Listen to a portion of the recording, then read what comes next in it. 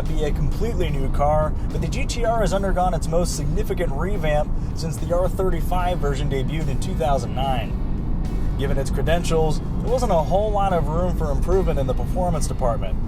So Nissan engineers instead decided to put the majority of their efforts into the GT qualities of the GTR. But before we get to the practical enhancements, let's touch on the performance updates. The hand-built 3.8-liter twin-turbo V6 has been retuned ever so slightly to put up 565 horsepower and 467 pound-feet of torque, gains of 20 and 4 respectively. A welcome result of the retuning efforts is a wider power band complemented by a more seamless transition to the mid-range. The 6-speed dual-clutch automatic has been refined as well. Transmission engagement from a stop now feels more akin to that of a traditional automatic. The 1-2 shift has been smoothed out considerably, and unlike before, gear changes at low speeds no longer sound like thunderclap.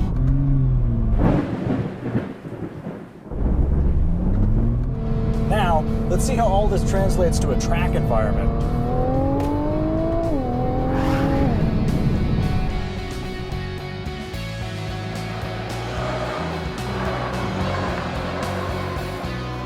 At more than 3,900 pounds, the GTR is by no means light, but it hides its weight well, like me. Parts of the front structure have been stiffened to help quicken turn-in, and the steering has been recalibrated for greater straight-line stability and precision. But the steering actually feels a bit softer, almost watered down compared to the previous generation, which is great for highway cruising and driving around town, but not quite as engaging on the racetrack.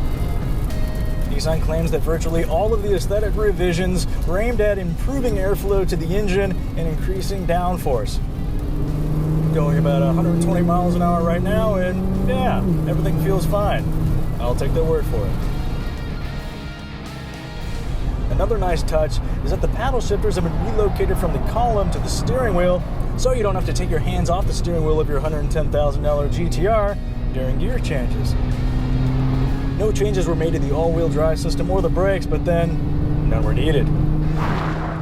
That's all the track time we have for now, so let's switch back to the street. This is where the GTR has made some huge strides. Ride quality in comfort mode is actually a bit smoother than that of a Porsche 911. And thanks to an acoustically controlled front windshield, noise-canceling microphones, and reduced exhaust drone, the cabin is impressively quiet for this class of car. The newly available titanium exhaust system, which before was only available on Nismo variants, has an electronic baffle built into it, so the GTR still sounds like a proper supercar when you want it to, like now.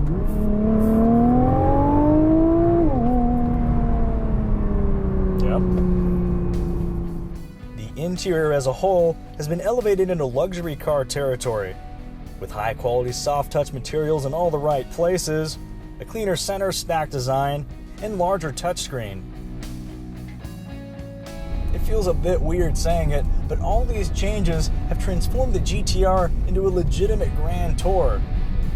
And in our opinion, it's more appealing than ever for it.